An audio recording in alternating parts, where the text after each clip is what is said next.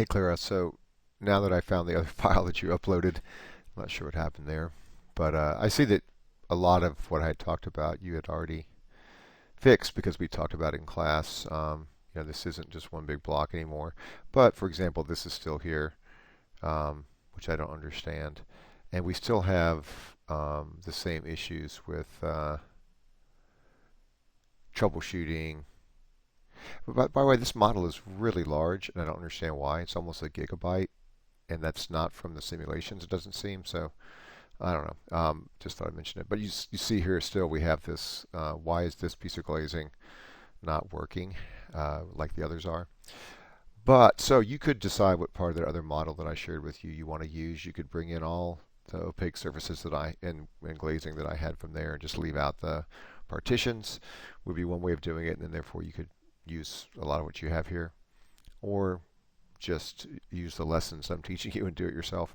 But so let's this is much simpler now. What you were asking about is this one room. We're not this window isn't working essentially. So let's do a quick troubleshoot of that so you can kind of see me actually do something rather than tell you what I did and then show you the results. So so I tested it and it was true. It wasn't working. I made sure that everything's on the right layer, like we did in class. So um, that's all turned out to be fine.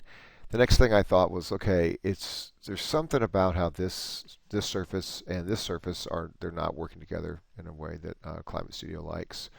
So the next thing I did was I went to my C-planes and I turned this surface I made it the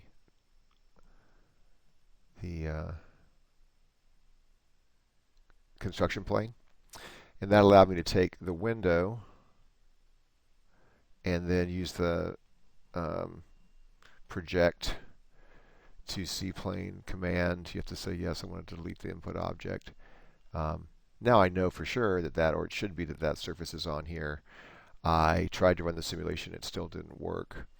So then I decided, okay, well I'm just going to rebuild this volume here, and so I exploded it.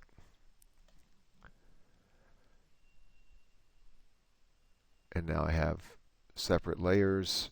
I'm going to just delete this one and see what I get when I run my simulation. Oh, and by the way, I'm going to do this quickly by turning off all the other work surfaces. And just work with that one. Oops, it's the wrong one. Community, I want children's reading. Okay. So now if I run this,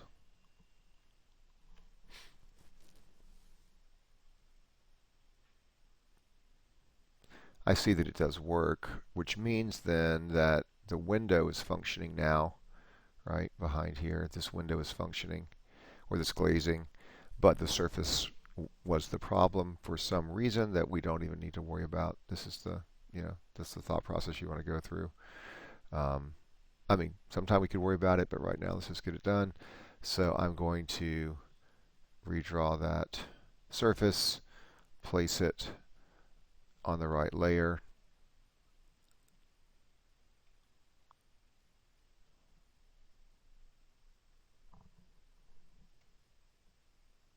Oops, that's wrong. I'm going to place it. I'm sorry, let me Control Z that.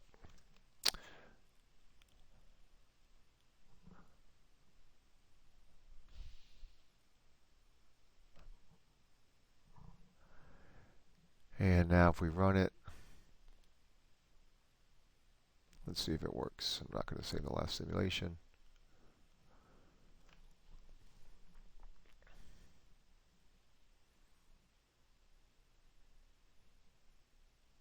So it worked just like as if the window were there. I mean the window, because there's mostly window anyway, or mostly glazing. So now that room is fixed, and if I have other similar issues, I might just want to fix them in the same way. And again, if we're going surface by surface, um, it's a pretty quick fix to do it that way. And like I said, then at the very least, if you're just using this model, I would come fix this window in the same way. Though the way I fixed this particular one, like I said, was I just deleted it and oh look, there's two of them. I forgot about that. That might be, I think I tried both of those and it didn't work. And so then I just copied and pasted this one and then pulled it over and stretched it out, and it did fix the problem. All right, I hope that helps. Let me know.